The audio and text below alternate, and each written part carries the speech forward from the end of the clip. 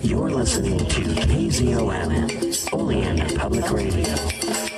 Welcome, everyone. This month we will be talking about and listening to Lair of the White Worm by Bram Stoker. Came out in 1911. It's a really good story. We did an episode about this, and you can listen to that in the archives. And if you want to help the show, make sure to check out pgttcm.com or check out PGTTCM on Facebook or YouTube, People's Guide to the Cthulhu Mythos. If you want to help support the show, go to the show notes, click on it, and that will link you to pgttcm.com, where we have all kinds of places that you can go to buy stickers, read articles, listen to episodes, and support the show in any way you want to. All right, thank you very much. And remember, you can always contact me and let me know if there's a dead link or if a story isn't playing anymore or something's missing. I'll check it out. All right, thank you very much. This is DB Spitzer. Hey everyone, it's me, DB. Buy my book. It is called The Architects of Cosmic Doom, and you can find it in the show notes. It is a collection of horror stories that predate cosmic horror as we know it, with Lovecraft and Clark Ashton Smith and everyone else. I don't know, I can't remember right now. Anyway, Robert E. Howard. Thanks, Dave. But yeah, Ambrose Bierce is actually in the book. But no, this is cosmic horror, before pulps, before all that. And it covers a period of time from the mid 1800s to the early 20th century. And back to the show. Recording by Meredith Hughes, Cambridge, Massachusetts. The Island of Doctor Moreau by H.G. Wells. Chapter 11. The Hunting of the Man. It came before my mind with an unreasonable hope of escape that the outer door of my room was still open to me. I was convinced now, absolutely assured, that Moreau had been vivisecting a human being. All the time since I had heard his name, I had been trying to link in my mind in some way the grotesque animalism of the islanders with his abominations, and now I thought I saw it all. The memory of his works and the transfusion of blood recurred to me. These creatures I had seen were the victims of some hideous experiment. These sickening scoundrels had merely intended to keep me back, to fool me with their display of confidence, and presently to fall upon me with a fate more horrible than death, with torture, and after torture, the most hideous degradation it was possible to conceive, to send me off, a lost soul, a beast, to the rest of their comus rout. I looked round for some weapon. Nothing. Then, with an inspiration, I turned over the deck chair, put my foot on the side of it, and tore away the side rail. It happened that a nail came away with the wood, and projecting, gave a touch of danger to an otherwise petty weapon. I heard a step outside, incontinently flung open the door, and found Montgomery within a yard of it. He meant to lock the outer door. I raised this nailed stick of mine and cut at his face, but he sprang back. I hesitated a moment, then turned and fled round the corner of the house. "Prendick, man!" I heard his astonished cry. "Don't be a silly ass, man!" Another minute, thought I, and he would have had me locked in, and as ready as a hospital rabbit for my fate. He emerged behind the corner, for I heard him shout, "Prendick!" Then he began to run after me, shouting things as he ran. This time, running blindly, I went northeastward, in a direction at right angles to my previous expedition. Once, as I went running headlong up the beach, I glanced over my shoulder and saw his attendant with him. I ran furiously up the slope, over it, then turned eastward along a rocky valley, fringed on either side with jungle. I ran perhaps a mile altogether, my chest straining, my heart beating in my ears, and then, hearing nothing of Montgomery or his man, and feeling upon the verge of exhaustion, I doubled sharply back towards the beach, as I judged, and lay down in the shelter of a canebrake. There I remained for a long time, too fearful to move, and indeed too fearful even to plan a course of action. The wild scene about me lay sleeping silently under the sun, and the only sound near me was the thin hum of some small gnats that had discovered me. Presently I became aware of a drowsy breathing sound, the soughing of the sea upon the beach. After about an hour, I heard Montgomery shouting my name far away to the north. That set me thinking of my plan of action. As I interpreted it then, this island was inhabited only by these two vivisectors and their animalized victims. Some of these, no doubt, they could press into their service against me, if need arose. I knew both Moreau and Montgomery carried revolvers, and save for a feeble bar of deal spiked with a small nail, the merest mockery of a mace, I was unarmed. So I lay still where I was until I began to think of food and drink.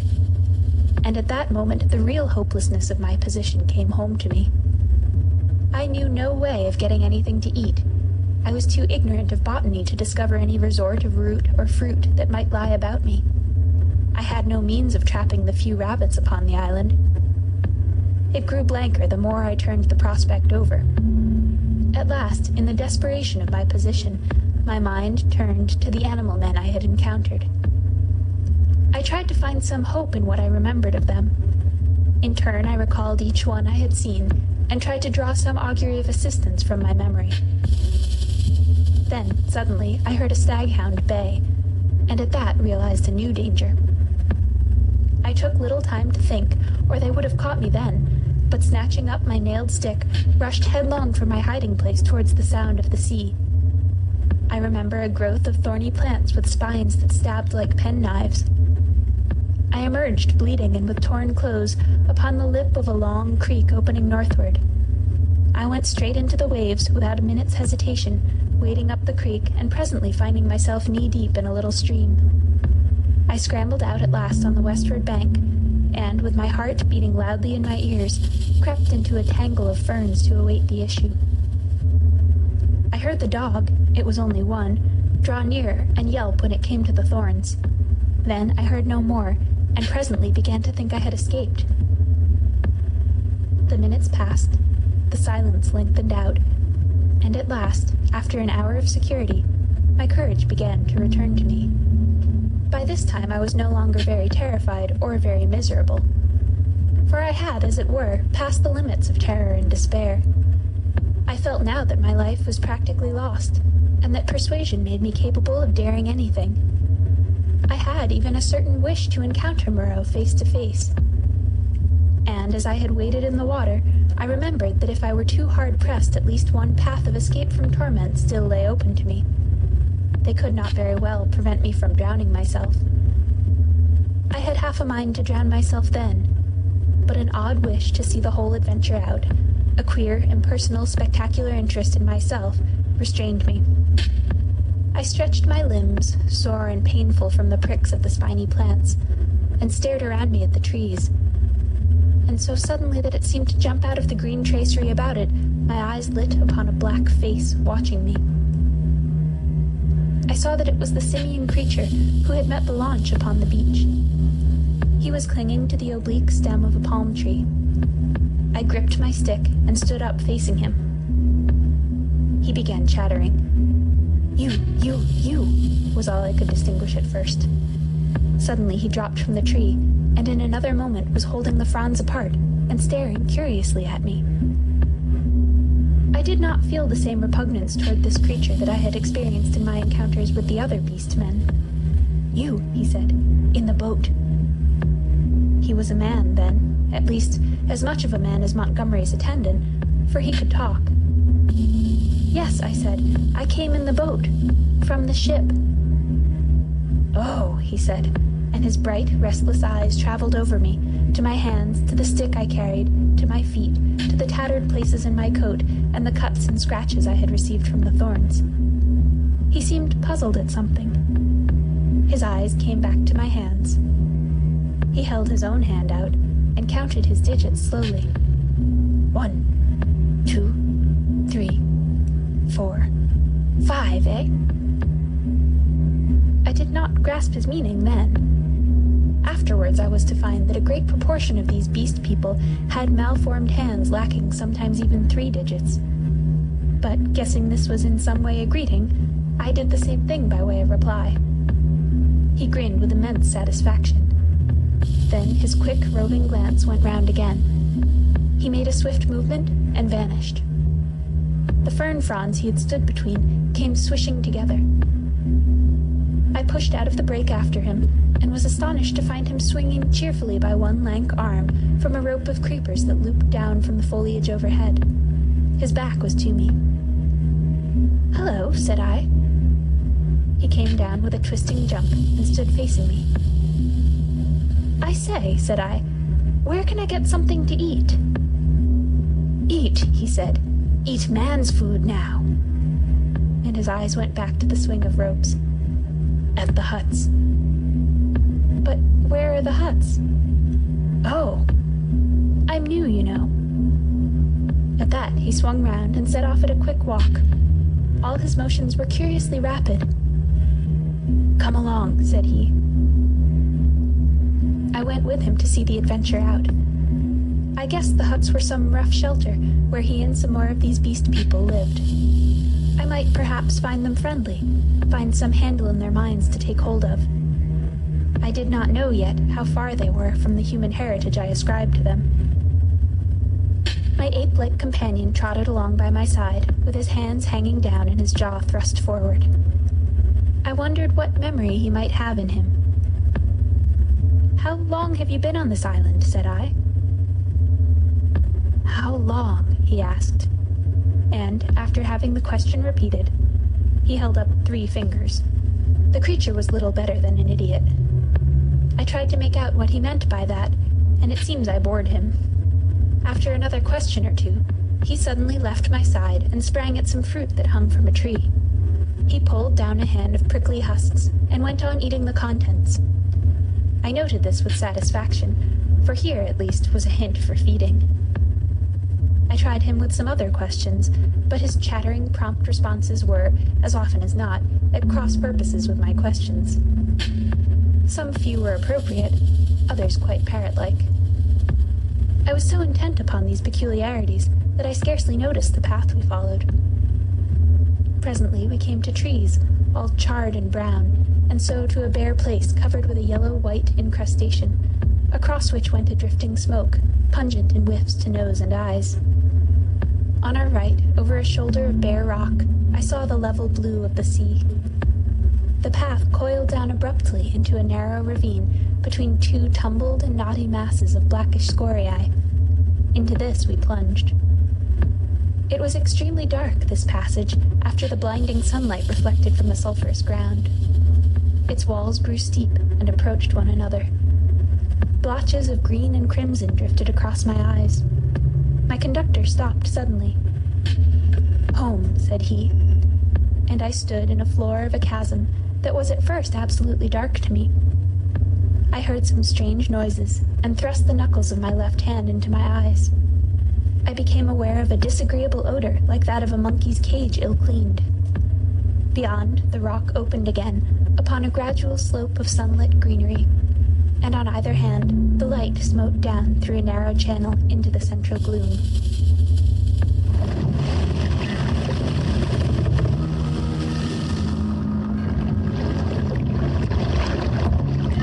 Welcome to Innsmouth, stranger.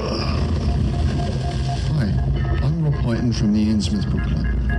Join me and my fellow guide John Chadwick as we take you on a fortnightly tour of Innsmouth. We visit places such as the Picture House, the Library and Innsmouth Museum to discuss all aspects of weird fiction, whether it be book, film, music, TV or art.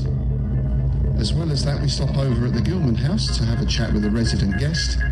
That includes authors, artists, musicians, in fact Lovecraftian creatives of all types. You can find our free shows on Patreon, and there you can also sign up as a patron, which brings you bonus content, plus a monthly PDF copy of Innsmouth News, which features articles, author spotlights, all the latest news and reviews, and more. You can find us at patreon.com/InnsmouthBC. We hope to see you soon, because remember, Innsmouth isn't just a place, it's a state of mind. Check out the show notes or go to pgttcm.com for more information. And also check us out on Facebook, Instagram, YouTube, and all the other places where podcast stuff exists. All right, back to the show.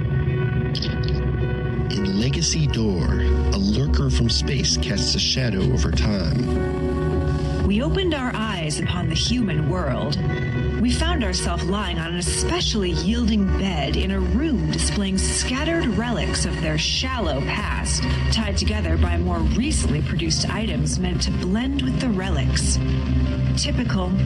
A sensitive journalist dreams of unknown lives. Seems like every time I close my eyes, they get stronger. I can't even say the last time I had a normal sleep, let alone a dreamless one. An outspoken lawyer defends the suspect in an unspeakable crime. And that client was Jonathan Strauss, held for the murder of his daughter Abigail and her companion Harrison Reese. And a stalwart investigator tries to drag it all into the light. Some of the Reeses and the Strausses have been involved with something that seems to include an obsession with bloodlines and longevity for at least decades. Legacy Door is a weekly cosmic horror mystery podcast. An ensemble of actors tell a story, also available in paperback, Kindle, and audiobook. Available now. Recording by Meredith Hughes, Cambridge, Massachusetts. The Island of Doctor Moreau by H.G. Wells. Chapter 12. The Sayers of the Law. Then something cold touched my hand. I started violently and saw close to me a dim, pinkish thing, looking more like a flayed child than anything else in the world. The creature had exactly the mild but repulsive features of a sloth, the same low forehead and slow gestures. As the first shock of the change of light passed, I saw about me more distinctly. The little sloth-like creature was standing and staring at me.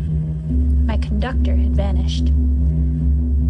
The place was a narrow passage between high walls of lava, a crack in its knotted flow, and on either side interwoven heaps of sea mat, palm fans and reeds leaning against the rock, formed rough and impenetrably dark dens. The winding way up the ravine between these was scarcely 3 yards wide, and was disfigured by lumps of decaying fruit pulp and other refuse which accounted for the disagreeable stench of the place. The little pink sloth creature was still blinking at me when my ape-man reappeared at the aperture of the nearest of these dens and beckoned me in. As he did so, a slouching monster wriggled out of one of the places further up this strange street and stood up in featureless silhouette against the bright green beyond, staring at me.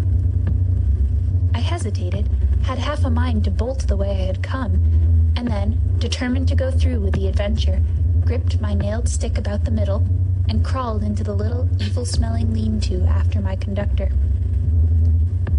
It was a semicircular space, shaped like the half of a beehive, and against the rocky wall that formed the inner side of it was a pile of variegated fruits, coconuts, and others. Some rough vessels of lava and wood stood about the floor, and one on a rough stool. There was no fire.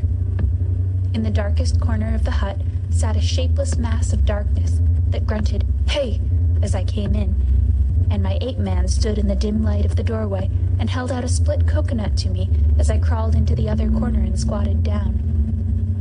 I took it and began gnawing it, as serenely as possible in spite of my tense trepidation and the nearly intolerable closeness of the den. The little pink sloth creature stood in the aperture of the hut, and something else with a drab face and bright eyes came staring over its shoulder. "Hey!" came out of the lump of mystery opposite. "It is a man! It is a man!" gabbled my conductor. A man, a live man, like me." "Shut up," said the voice from the dark, and grunted.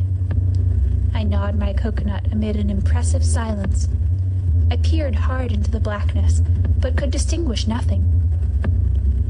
"It is a man," the voice repeated. "He comes to live with us?"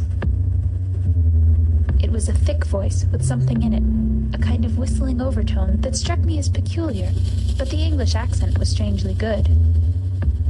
The ape-man looked at me as though he had expected something. I perceived the pause was interrogative. "He comes to live with you," I said. "It is a man. He must learn the law." I began to distinguish now a deeper blackness in the black, a vague outline of a hunched-up figure.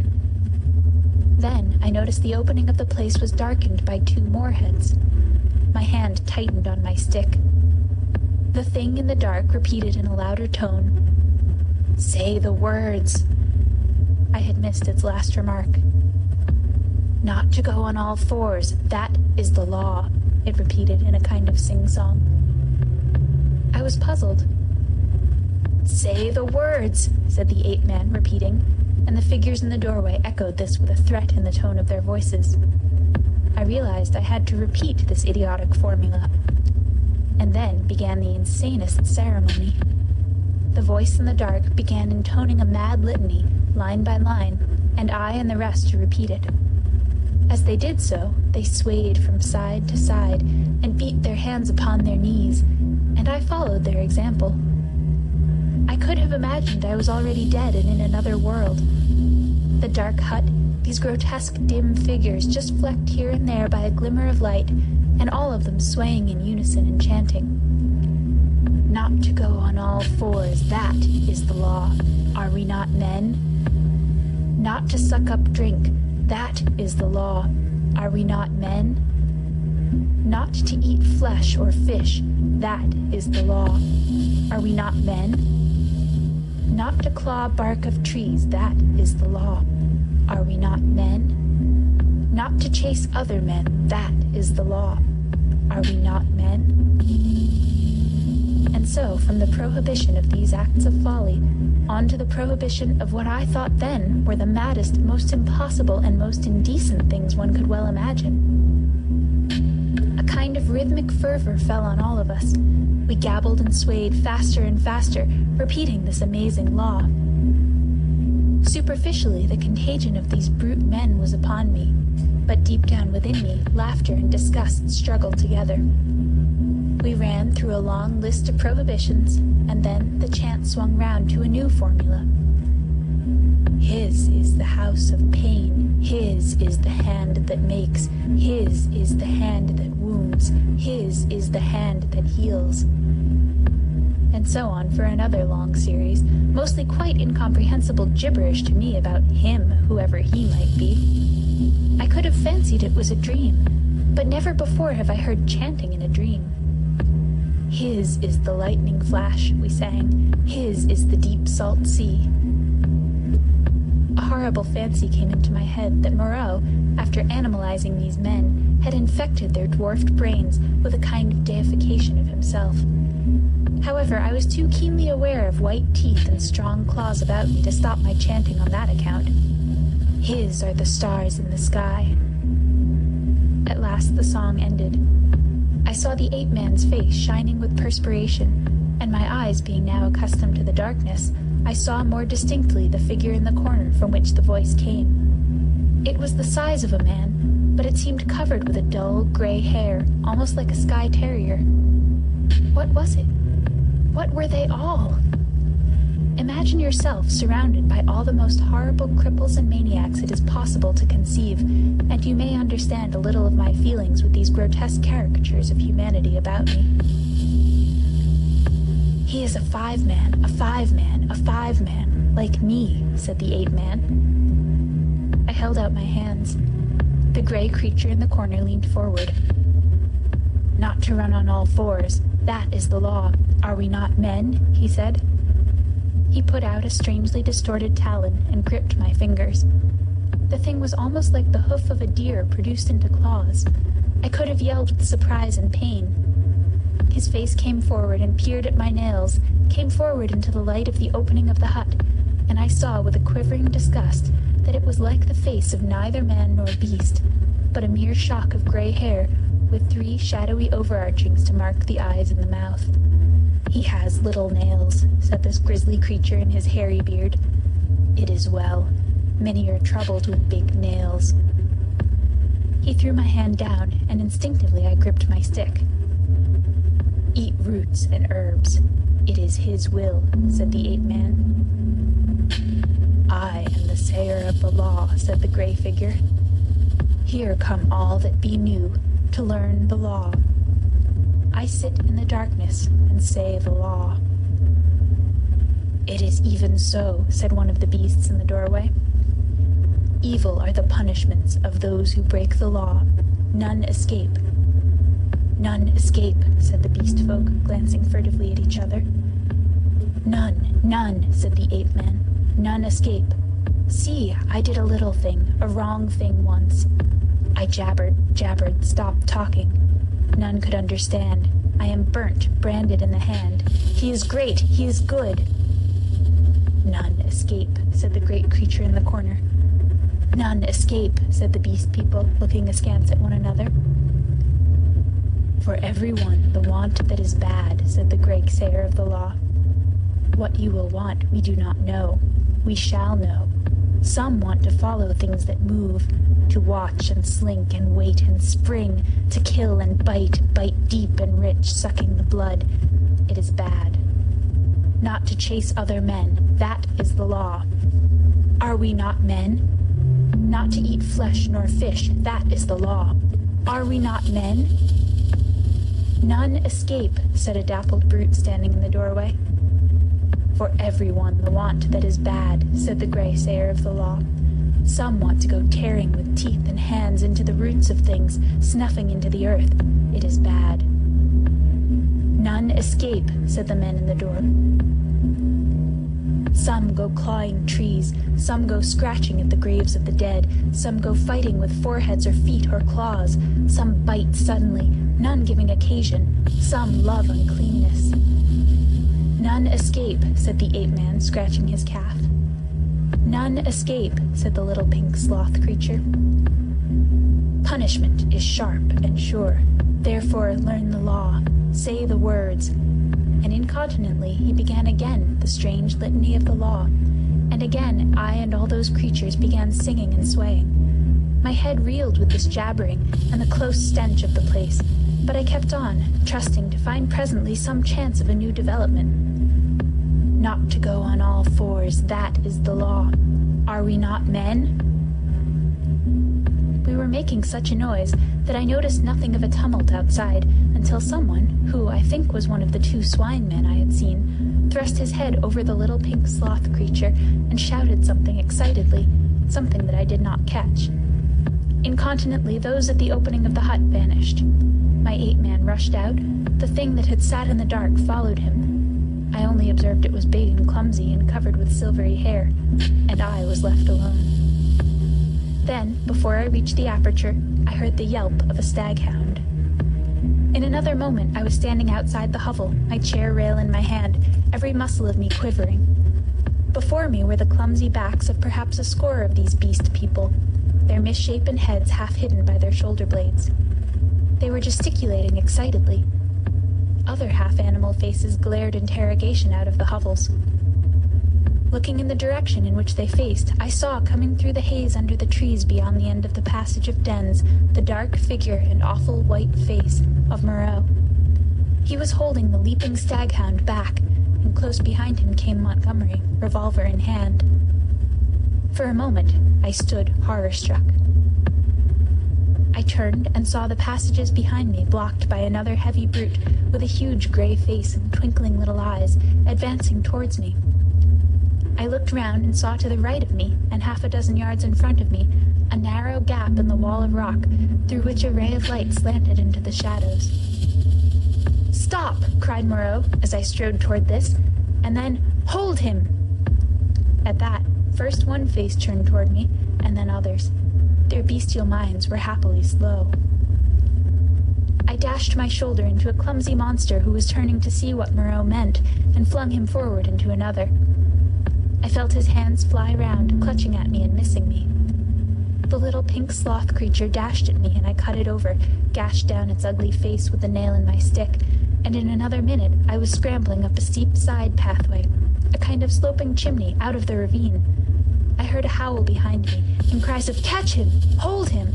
and the gray-faced creature appeared behind me and jammed his huge bulk into the cleft. Go on, they howled.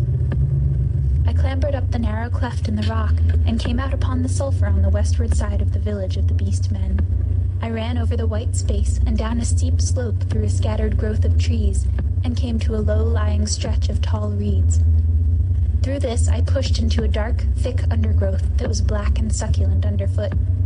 That gap was altogether fortunate for me, for the narrow way slanting obliquely upward must have impeded the nearer pursuers.